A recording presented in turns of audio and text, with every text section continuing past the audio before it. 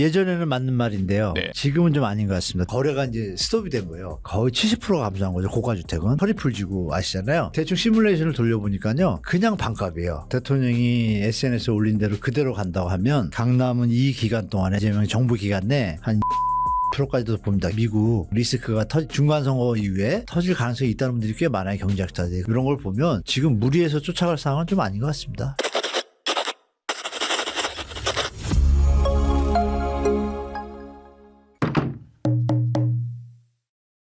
다주택자 대출 연장이 이제 됐죠. 금지되면서 시장에서는 이 때문에 단기 매물들이 나올 것으로 전망을 했는데 사실 지금 이제 매물 수가 조금씩 좀 줄어드는 모습도 좀 보이고 있습니다. 그렇게 보면 지금 5월 9일 다주택자 양도세 중과 시기에 맞춰서 지금 매물이 어느 정도 소화된 걸로 봐야 되나요? 제가 알기로 서울 같은 경우에요. 토지거래 허가 신청한 게 꽤 됩니다. 근데 지금 거래량으로는 3월까지 많이 안 거래가 된 걸로 잡히고 있는데 네. 3월 말 4월 초까지 그때 토지거래 허가 접수가 되게 많은 걸로 알아요. 막바지 이제 시점이었다고 보고 그게 허가가 나면 다 이제 계약으로 나오잖아요. 네. 그 물량이 꽤 됩니다. 거의 10,000건 가까이 되더라고요. 꽤 많네요. 네. 근데 거기서 문제는 뭐냐면 정부가 좀 쬐다 보니까 이게 좀 사이드 얘기인데요. 물론 뭐 고가주택 얘기인데요. 좀 이해해 주시고 아들이 10억을 가지고 있는데 의사예요. 의사인데 돈이 없으니까 대출이 2억밖에 안 되잖아요. 네. 10억밖에 안 되잖아요. 근데 25억짜리 사니까 10억이 모자르잖아요. 네. 13억이. 네. 근데 어머니가 그거를 증여를 한 거예요. 네네. 증여를 하니까 그거는 증여세까지 내고 네. 하겠다고 자금 조달 계획서를 해서 허가가 나면 하려고 했는데 세상에 국세청에서요. 네. 그 어머니의 13억은 어디서 났냐고 자금 조사를 또 들어오더래요. 네네. 그러니까 어머니가 화들짝 놀래가지고 그냥 안 사겠다고.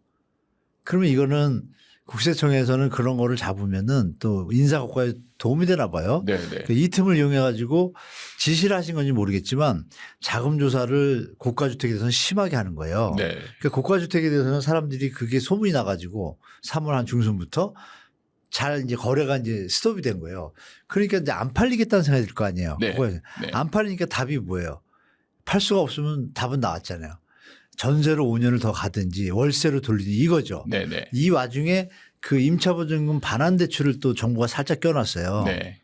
그걸 이미 정부가 샜는지 임차보증금을 대출해 줄 때 이자율이 있을 거 아니에요. 근데 그걸 하고 월세를 높여서 냈을 때 수익이 1%도 난다면 넘어갈 거 아니에요. 네네. 이런 부분들이 겹치면서 지금 저도 매물 감소가 좀 빠르다고 생각했거든요. 네네. 근데 그런 것들이 사이드에 있더라고요. 근데 이런 것들을 누가 해주냐. 금융위원회에서 이런 대책들을 옆에서 놓거든요. 네. 근데 이거는 공개가 잘 안 돼요. 그래서 저도 매물 감소가 좀 특이하다. 아직 한 5월 9일까지는 계속 유지가 돼야 되는데 근데 그런 연유들이 있더라고요. 그러면은 네네.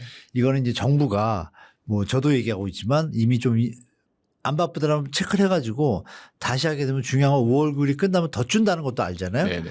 근데 임대주택 대출 조이는 거를 약간 구멍을 내놨어요. 제가 보니까. 네네. 그래서 이게 지금 버티고 있거든요. 근데 그거를 만약에 대통령이 또 그걸 맨날 보잖아요. 네. 만약에 찾으면 막을 거란 말이에요. 그러면 찾으려. 또 갑자기 또 튀어나올 수 있죠. 뒤에 5월 9일 이후에 이분들 네. 매물이 다시 또 쭉 나올 수도 있다. 그래서 정책 어떻게 돌아가는지 좀 봐야 될 것 같습니다. 그런 어떤 요인들이 있는 것 같습니다. 네, 네.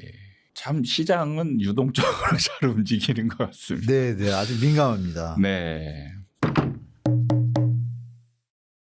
말씀하신 대로 지금 거래량은 3월 거래량이 지금 전달보다 18% 정도 급감을 했는데 이제 비중은 15억 이하 거래가 85%를 넘겼다라고 이렇게 합니다. 그러면 이게 실거주자 중심의 거래로 지금 재편이 되고 있는 게 아닌지 그렇게 보시는 건가요? 네, 정확합니다. 제가 이거 한번 저도 조사를 해봤는데요.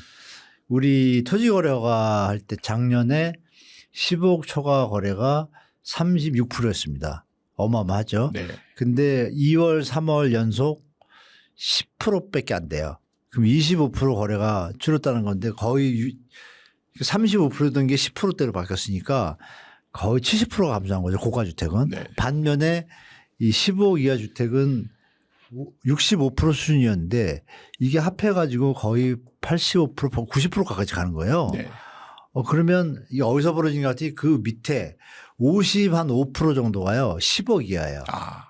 그러니까 요번에 금융위원회에서 6억 대출을 풀었잖아요. 밑에 집.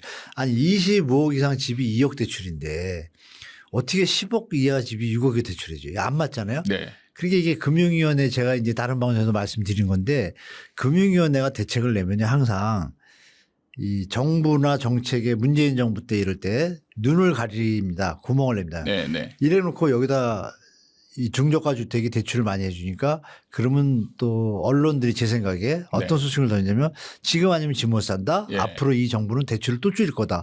그러니까 지금 사고 싶잖아요. 네. 그러면서 이게 집값이 10억이던 게 막 12억, 13억 막 되고 그랬잖아요. 그래서 거래량이 재편 완전 실수로 됐어요. 됐는데 이게 지금 시장 상황을 제가 보니까 3월 말부터 4월 초에 가면서 사람들이 10억을 예상하고서 막 오다가 이 10억까지 올라간 거예요 요새. 강북구나 이런 데들이 올라가니까 예산을 맞춰서 왔는데 부담되는 거예요. 네. 생각해 보세요. 6억 대출이면요. 원리금 상환액이 300 넘어요. 그거 부담할 분들이 서울시에 소득 기준을 따져보면 구간 있잖아요. 제가 봐도 오버슈팅이거든요. 네. 그게 지금 임계점에 온 게 3월 말부터 와가지고 거래 금액대도 다운됐어요. 평균 서울 평균 매매가가 토지 거래가 할 때 10억 가까이 가거든요. 평균가가. 지금 9억대예요. 네. 많이 내렸죠. 거의 30% 내렸어요. 이런 걸 보면 소장님 말씀대로 실수요자 시장으로 완전히 재편이 됐는데 이 시장조차도 지금 임계점에 왔다. 조금 오른 바람에 이 상태입니다. 제가 볼 때. 네네네. 교수님께서는 네, 항상 주택 공급 매물이 부족한 건 사실이다. 이렇게 말씀을 하셨는데요. 공급 부족으로 집값이 장기적으로 오를 수밖에 없으니 지금이라도 집을 사야 한다라고 주장하는 사람도 꽤 됩니다. 네. 이런 의견은 좀 어떻게 보시는가요? 이건 예전에는 맞는 말인데요. 네. 지금은 좀 아닌 것 같습니다. 특히 이재명 정부 들어와서 그 네. 이유는 뭐냐면 문재인 정부 때는 아시겠지만 공급 부족이라는 걸 알았지만 공급할 계획도 없었고 뒤늦게 발표했잖아요. 근데 그게 분양이 거의 안 됐잖아요. 윤석열 정부 들어와서도 뭐 10,000호에서 그쳤어요. 근데 그 물량이 3기 신도시만 17만 5천 호에 가깝고 공공 택지 개발지구까지 합치면 거의 35만 채예요. 네. 서울 바로 수도권에가 35만 채면 어마어마한 물량입니다. 서울의 10년치 물량이잖아요. 근데 이 물량이 사실은 지금 LH가 사장이 아직 안 뽑혔잖아요. 속도를 내면요. 제가 볼 때 1, 2년 안에 다 분양이 가능해요. 왜냐하면 네. 토지 보상이 광명 그 택지개발지구만 나중에 선정이 돼가지고 보상이 안 끝났고 나머지 3기 신도시 주요 5개는 다 보상이 거의 100% 끝났습니다. 그리고 이전하고 가면 되는데 이 조성지구도 다 끝났어요. 그래서 실시계획 사인만 하면 가는데 아시겠지만 건설사들이 안 좋잖아요. 그럼 이게 저렴하게 분양하면 건설사 미분양들이 소화가 안 되잖아요. 이걸 때문에 윤석열 정부에서는 약간 건설사 편에 서가지고 구조조정을 천천히 왔잖아요. 근데 이재명 정부도 이걸 함부로 할 수 없는 게 구조조정을 함부로 하면 이게 충격이 오잖아요. 그렇죠. 그러니까 이 물량에 대해서 제가 아는 내부 정보로는 이게 바로 할 수 있는데 예. LH 입장이 아니고 국민의 입장이 아니라 정부가 경제를 총괄하는 입장에서 야 이게 지금 공급을 세게 내면 집값은 안정이 되겠는데 건설회사들이 갑자기 큰 회사가 무너지는 것들이 여러 개가 나오면 문제가 되니까 이걸 조절 중인 것 같아요. 네. 근데 이게 좌고우면하다 보면 이게 공급 부족이 이어지면 잠깐 상승을 좌시하게 되잖아요. 네. 이렇게 지금 고민하고 있는 것 같아요. 그래서 이게 어떻게 결론이 날지 모르지만 분명한 건 그거죠. 그러면 2, 3년 안에는 나오는 수밖에 없잖아요. 네. 결국. 근데 그 물량이 꽤 있고 위치가 좋잖아요. 분양가가 현재 시세보다는 높은 게 없어요. 네. 그러면 특히 결정적인 게 하나 있습니다. 서리풀지구 아시잖아요. 네. 강남 서리풀지구가 2만 채에서 2만 2천 원 조금 작은 사이즈라면 2만 5천 개까지 나와요. 근데 그거를 제가 가끔 회의를 들어가거든요. 부를 때 자문으로 들어가 보면 제가 직접 물어봤어요. 회의에다가 거기 분양가 얼마 잡고 있냐. 계획을 잡는 사람들은 알잖아요. 지정을 했고 가려고 그러면 계획의 기본 틀이 보이잖아요. 대충 시뮬레이션을 돌려보니까요. 그냥 반값이에요. 강남 한복판이. 네. 그러니까 MB 때 보금자리 주택의 효과가 날 수 있는 거예요. 네네. 그럼 그때 우리가 시장을 돌아봐야죠. 딱 던지자마자 강남 집값이 딱 스톱했거든요. 네. 어떤 바보가 반값인데 똑같은 강남인데 기존 주택을 사겠어요. 살려둔 수요가 갑자기 스톱하고 이걸 기다리게 되거든요. 이거를 발표할지 안 할지 우리가 봐야겠죠. 네. 근데 이미 지정했단 말이에요. 2월 달에. 2월 1일 날 지정했어요. 완전히. 했고 주민이 협의하고 있어요. 그러면 이게 1년 안에 뭐가 나올 거 아니에요. 색깔이. 그럼 그것이 나온다고 하면 지금 공급 부족이라는 건 뭐야. 공급 부족이 있는데 수요하려고 하는 대기 수요자들이 마음이 접어져 돌아서면 어떻게 돼요? 수요가 부족하게 되잖아요. 네네. 그 현상이면 집값은 다운이잖아요. 보금자리 때처럼. 그 현상이 올 가능성이 있기 때문에 지금이라도 집을 사야 한다 이 의견에 대해서 저는 반대로 올해 연말까지 정부 정책 발표를 보고 정해도 늦지 않다. 네. 이렇게 말씀드리겠습니다. 그렇군요. 사실 저는 개인적으로는 네. 공급이 부족하다라고 보지는 않습니다. 아, 그러세요? 예. 저는 이제 수요만 잡는 걸로 집값 안정화는 충분하다. 네. 이렇게 보는 견해여 가지고 그래서 제가 볼 때는 이제 교수님하고 저의 좀 약간 차이는 네. 저는 수요의 성질을 좀 다르게 보고 네네. 있는 시장 참여자들. 예, 그렇죠. 네. 예. 저는 이제 수요는 어떻게 보시는데요? 저는 우리나라 수요는 실거주는 일도 없다고 생각을 하고 있어요. 일도 없다고요? 일도 없습니다. 너무 단정적이신 거 아닌가? 다 투기 수요이기 때문에. 에이, 다는 아니죠. 그러니까 5% 10%는 또 실수요자 있겠죠. 사실 이제 그 부분에 대해서 제가 책을 쓰고 있습니다. 아, 그러세요? 네네. 책을 쓰고 있는데. 빨리 좀 내시죠. 네. 그래서 이제 실수요에 대한 일종의 그 내 집 마련이나 이 부분에 대한 용어의 이제 착각이라고 제가 이제 표현을 하기도 하는데. 심오한데요. 네네. 기대됩니다, 소장님. 그래서 그거를 왜 실거주가 없는지 증명도 하고. 언제 출간하세요? 기다려집니다. 지금 사실 원고는 이제 거의 마무리 단계세요. 예, 마무리 단계. 곧 나오겠네요, 그러면. 그거는 이제 출판사나 이제 네. 협의를 해야 될 부분이기 때문에 네. 언젠가는 이제 나오겠죠. 올해 안에는 나올. 올해 안에 나왔으면 좋겠습니다. 올해 안에는 나올. 오래 걸리지 않도록. 그래서 아마 논란이 좀 되었으면 좋겠다라는 생각으로. 저도 열심히 보고서 저도 좀 소장님이 이거 가지고 이제 갑론을박도 좀 벌이고 좋습니다. 했으면 좋겠다라는 생각으로 좀 불편한 내용을 좀 지금 이런 거죠. 불편하지만 아름다운 진실 뭐 이런 거예요. 약간 이제 그런 부분에 대해서 이제 지금 감사합니다. 쓰고 있습니다. 사실 실거주는 일도 없다는 얘기 저만 하고 있거든요. 와, 그건 진짜 아무나 할 수 없는 얘기잖아요, 그죠? 네. 정말 기대됩니다. 네. 부동산 규제가 계속 나오고 있습니다. 네. 그리고 정부가 지금 집값을 잡겠다라는 의지가 거의 뭐 100% 이상으로 지금 아주 강력하게 느껴지는 상황인데 이런 지금 정책 이재명 대통령의 행동대로 간다면 집값이 이제 진짜 빠질 건지 그리고 빠진다면 교수님 어느 정도 빠질 걸로 예상을 하시는지 궁금합니다. 이렇게 계속 대통령이 SNS에 올린 대로 그대로 간다고 하면 제 생각에 강남은 이 기간 동안에 이재명 정부 기간 내 한 20%까지도 봅니다. 개인적으로. 그리고 강북하고 강남 3구와 마용성을 제외한 지역은 10%대 수준에서 멈출 거예요. 제가 볼 때. 왜냐하면 물가가 그동안 상승을 했고 계산해 보면 우리가 17년, 19년이랑 비교할 수 없게 물가가 많이 올랐잖아요. 그걸 비교해 보면 아마 2019년 수준? 뭐 이 정도까지 간다는데 지금 벌써 이미 2020년 25대 수준에서 조금 올랐잖아요. 요새. 네네네. 그게 이제 내려가는 폭이 이제 적은 거죠. 그래서 건축비가 많이 올랐기 때문에 지금 원가가 많이 올랐으니 그걸 계산해 보면 기준주택의 가치가 일단 조금 더 보존이 되는 거예요. 그래서 네네. 내려가는 폭이 조금 강남 3구와 요걸 빼고는 고가주택을 빼고는 많이 없을 겁니다. 그래서 제가 볼 땐 크게 기대가 안 돼. 다만 하나의 변수는 해외 변수가 있죠.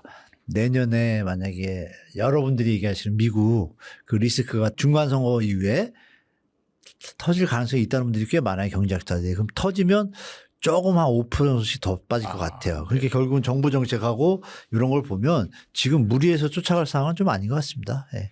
대부분의 구독자분들은 우리 교수님을 약간 하락론자로 보시잖아요. 저 하락론자 아닌데요. 네, 그러니까 보시는 분들이 많거든요. 그렇죠. 그렇게 보시는 분들이 많아요. 근데 그 전망은 저보다 굉장히 보수적으로 보시는. 그래요? 네.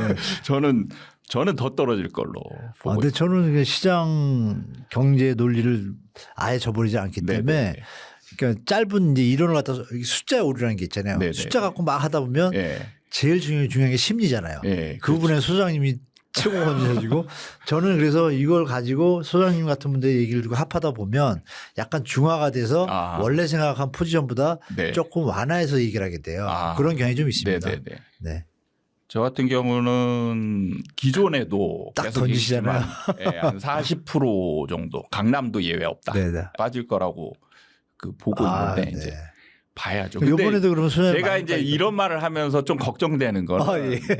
구독자분들은 이게 그 장기간에 걸쳐서 이 정도 빠진다는 얘기를 지금으로 받아요. 그렇게 보시는구나. 네, 사람들은 이게 받아들이는 게 이렇게 받아요. 그래서 장기간이라는 개념은 어느 정도 기간? 저도 이재명 임기, 4, 5년 이재명 동안. 임기 내에 한 4, 5년 정도에 그 정도까지는 빠질 걸로 저도 뭐 그거 예상을 합니다. 반 이상 공감합니다. 네. 이렇게 말씀드리고 나면 지금 막 40% 빠진다 이렇게 이제 받아들여서 다음 날 안 떨어지는데 다음 날에 그건 너무 뭐 급하시다. 이제 이런 댓글 다시는 분들이 많다. 이 부분 이런 얘기 덧붙일 수 있겠네요. 우리가 소장님이나 저나 2021년도 집값 떨어진다고 막 얘기했었을 때 그때 강북구에 집을 안 사신 분들, 수장님이나 뭐 제 얘기를 듣고 안 사신 분들은 지금 너무 따뜻하잖아요. 네네. 오른 것 같지만 그때 영끌하신 분들은 지금 5년 동안 이자를 냈잖아요. 네네. 그런데도 집값이 지금 1억 빠졌잖아요. 그럼 거의 3억 빠진 거예요. 네네. 근데 그거를 부담을 없이 지금 살 수 있잖아요. 그러니까 이런 부분들이 우리 시청자분들이 소장님이나 제 얘기가 맞는 경우가 꽤 있으니까 참조하셔서 절대 따르라는 얘기는 아니고요. 그렇게도 저기가 될 수가 있는데 저는 지금 요즘에 요즘에 받는 약간 조롱 댓글이 네가 사지 말래서 안 산데 얼마 올랐다 이런 댓글도 꽤 많아요. 강남은 그렇죠. 맞는 말이 되는데 그러면 서울이 25개구잖아요. 네네. 강남 3구하고 마영선에서 8개고요. 나머지 17개구가 맞잖아요. 그러면 더 맞힌 거 아니에요? 그 얘기를 하셔야지. 근데 어쨌든 그런 댓글에는 타격을 받는 거는 맞습니다. 그러시구나.